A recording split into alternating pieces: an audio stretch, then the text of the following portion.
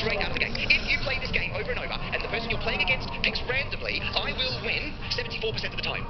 Roughly 3/4 of the time, the one I put in white will be the one in orange next to it. And the reason this works, and the reason it's not fair, is we don't flip the coin 3 times and then start again. If we did it 3 times, start again, 3 times, start again, it would be perfectly fair. Because they're overlapping, they're no longer independent probabilities. They're now dependent probabilities. And if you look at mine, all of mine will end in what your prediction starts with. I'm trying to make mine happen right before yours, which is why I got yours, because I knew if you've got heads, heads, heads, unless the first 3 flips are heads, heads, heads, I'm going to win, because tails, heads, heads will always come first. So let's say we've been flipping the coin for ages, and someone picked all tails, the opposite of you, and someone picked, I think, heads, tails, tails. If the coin's been flip, flip, flip, flip, flip, and you're like, here we go, last, it's going to be tails, tails, tails. As soon as you get the first 2 in the run, I've already won. Unless the first 3 flips are tails, tails, tails, or heads, heads, heads, you cannot win. So there's a 1 in 8 chance you will win, and there's a 7 in 8 chance I will win. And the other ones are different variations on that theme, different probabilities, and if you average them all, you get the 74% figure. And people don't really think through when you get these unusual probabilities combining. I carry with me a set of dice, which we'll work out if we have probability on the spin wheel. These are called grind dice, and they have unusual numbers on them. I appreciate you can't really see them, so I've got to show up on the screen here. So the other one you can see there has got, what's got an 8, some 3s, the green has got a 0, what's going on there, right? They've got crazy numbers on them, they're not 1 to 6, and the game you play is choose a dice, so you pick one colour, I pick a different colour, we roll them together, highest number wins. Very straightforward, right?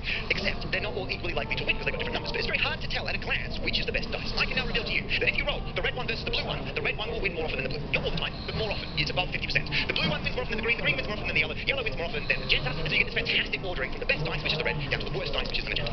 Also, you would think, if you play magenta versus red, the magenta wins more often than the red one. There's no best dice. If you remember this cycle, and the person you're playing picks first, you can always pick a dice which has a higher probability of winning than they do. Same as the dice game, penny ante, right? As long as the person picks first, you can always pick one that's better, which feels weird, but it's the same as rock, paper, scissors. It's like playing rock, paper, scissors, but you go first, and then I'll choose. There's no best option, but each one's better than another one. Each one loses to another one. Same deal on a high scale. If you do play this, though, it gets a bit terrifying, because if people realise you're beating them, they'll make you tell them the secret, and then you say, okay, I'll teach you the secret, and now we'll play 2 dice together. Why not?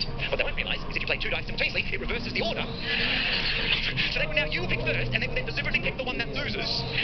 You've got 2. So that's the single dice game, that's the double dice game. If you're wondering what on earth is going on here, I've got a quick equation. There you go. It's also got more than one cycle, because there's another internal cycle, the 5, in a different order. And if you double the dice, the internal cycle doesn't reverse. All it does is the top one becomes even. So there's the double dice, there's the single dice, and so the outside one's flipping, but the inside one isn't. If you're wondering what's going on there, there's the new equation. And I absolutely love them. If you want some details, the colours, I picked up the colours. A friend of mine, a guy called James Bryan, did the numbers. I did the colours. I'm helping. I said if they're these colours, then the length of the colour goes up by 1 letter as you go around the outside cycle, which is why that's magenta, not purple. Purple has insufficient letters. And then James was like, well, if we make this one olive instead of green, the inner cycle is now alphabetical order. So you can now remember both cycles by looking at the colours. If you want all the stats, here are your advantages for any given pairing. The inner cycle is actually slightly stronger. The other one, here's all your numbers. Every single one is above 50%, apart from we couldn't quite get this one up to 50. It's just below. Because sadly, there's nothing magical about these dice. There's no incredible mass property. It's just that when you put numbers on dice, it's very hard to tell if they form a transitive cycle or a transitive cycle. And non-transitive just means, like, numbers are transitive because if 3, let's say 7 is bigger than 3, and 3 is bigger than 1, then 7 is bigger than 1. There's a transitive property that passes down the chain. Just because, red means blue and blue means green doesn't mean red means green, right? It's not a property that gets passed down the chain. And it's things like this which throw humans when we think we understand probability, but then it's just a little bit off. So, I think we've got time for another quick spin of the wheel. I need a teenager this time. Anyone prepared to come down and give me a hand? You look very keen, Ryan. The sense that would you like to come down and spin the wheel? You get the applause once you get to the aisle number 4. It gets awkward. It gets awkward. We're just applauding other people awkwardly moving. It's not good.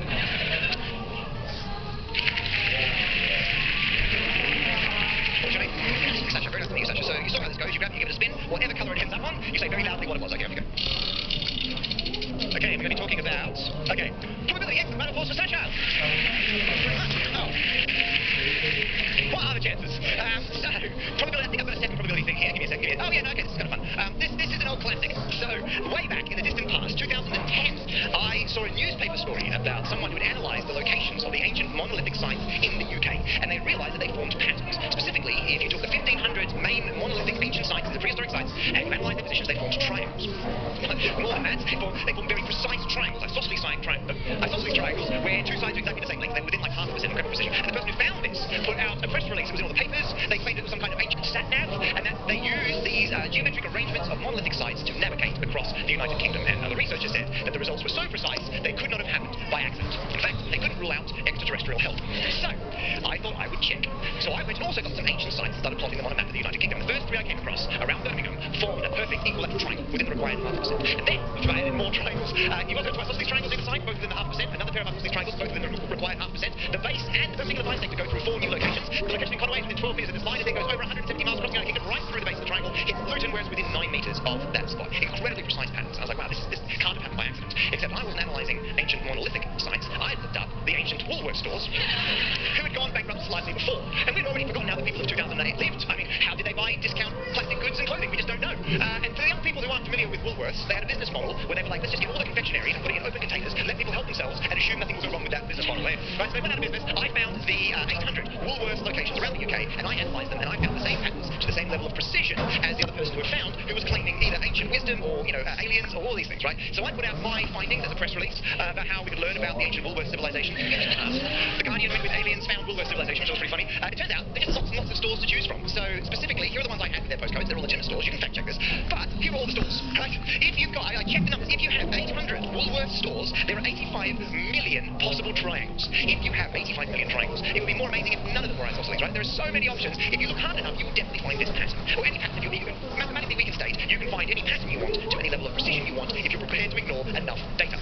The 1,500 stores the other person had used gave them 561 million triangles. Of course, in 561 million triangles, there are going to be a few that line up, right? We're just ignoring loads of data and cherry-picking little bits which confirm whatever our bias may be. And every so often this person would put out more findings, and I would put out other ridiculous press releases, up to and including a programmer, a friend of mine, Tom Scott, programmed a website based on the Woolworths thing, except he used monolithic sites and postcodes. So he found for every single postcode in the United Kingdom, there are 3 ley lines that go through it by joining up other monolithic sites, and one of them will be Stonehenge. Every single postcode. I can guarantee, you can now tell everyone, your house, your postcode is definitely in the centre of 3 ley lines, one of which goes through Stonehenge, because it's true of everywhere on the United Kingdom. It's just a lot of old things are lying around, right? And I get so annoyed when people go, this data confirms whatever my theory is, and then I'm asking how much data didn't confirm it. You always want to know, if you're doing good proper science, how much you're ignoring, what your method was, how you can falsify what you believe, and then honestly and rigorously checking that, and then getting other people to check it, right? Don't leave it to people like me to make fun of you in the newspaper. Okay, I think we've got time for let's do one quick last spin of the wheel, and then I'll bring on our final guest. So for this one, I need an adult who's prepared to come down. Is there anyone who's prepared to, I think you're practically here already, give them a round of applause, here they come. Matt, what's your name? Matthew, that's easy to remember. Okay, so Matthew, we're going to spin the wheel, whatever it lands on, we're going to talk about it. Off you go. Oh, is that just in probability? Yes! A round of applause for Matthew! No, we don't have that on the colours. Oh well. Okay, so I'm very quickly going to talk about, wow, the probability. Oh, I have got one here. Let me get that. I'm going to show you my all-time, stay with me everyone, my all-time favourite photo. This is my absolute favourite photo. This was taken in 1980. That is Donna. She was on a holiday, vacation. She's North American, going to one of the Disney World or lands. And when she was there, she got this photo taken with Smee. This is Smee, right? And the probability, the amazing thing about this is not that someone actually wanted a photograph with Smee, but what was happening in the background. Because many years later, she met her fiancé, Alex, right? They obviously got engaged. And one day she was showing Alex the photographs from her childhood, showed him this photograph, and he went, oh, that's odd. That looks like my dad. Wait, that's me. She was accidentally photographed with the person she would later go on to marry decades before they actually met, right? And that's amazing. Like, the media lost their minds. Like, imagine making a photo as a kid, someone just wheels your future spouse into the background. It's incredible. But I was like, nah, it's not fake, it's not romance, it's statistics. Because how likely is okay, this is unlikely to happen to any one given human, because over the course of your life, particularly now there are cameras absolutely everywhere, you'll be photographed with, I don't know, 1,000 or so random people in backgrounds of photos, who knows, right? Let's say about 1,000. And it's reasonably unlikely that you will go on to have a significant relationship with any of those random people. There's possibly billions of people that you could go on to have relationships with, right? And so now that that's billions, and obviously it depends how big how much mixing the populations are in, there are other factors, but it's very unlikely. Except it can happen to a lot of people, right? It could just happen to you, it could happen to everyone, it could happen to those billions of people. I would argue the population size cancels out. There should be thousands of photographs like this out there, right? This is not amazing, and we expect it to happen. We just don't expect it to happen to anyone specific. We wouldn't know who Donna and Alex are. They're just some random, North Americans. We have no idea, right? It's only because the photograph happened. It's a bit like winning the lottery, right? It's amazing if you win the lottery. That's incredible. It's not amazing if someone wins the lottery.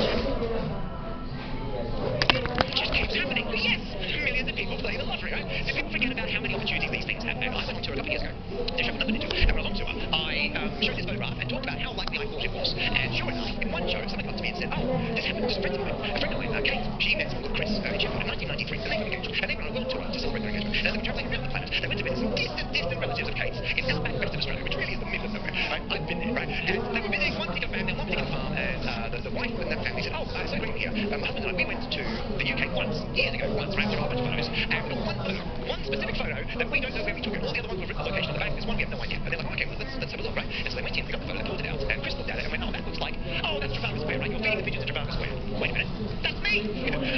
Imagine travelling halfway around the world to be reminded of how much denim you wore as a kid. I mean, that's, wow. And it was like the one time as a kid his family went down to London, happened to be photographed by a distant relative of the person he would go on to marry, and then it was the one photograph that they wanted to show you when you happened to visit in this other. It's just insane, right? And again, they showed this at their wedding about how incredible it was that they had this photo. And it's true, it is incredible for them. It's just not incredible that it happens. I've always used to remember how many opportunities things have to happen. In fact, you can kind of exploit that. So I've got this is an old school £1 coin, the old circular ones before they got rid of them. I'm going to flip it so so it lands on its edge, right? So flip the coin, bam, land, edge. Okay, just be here we go, ready?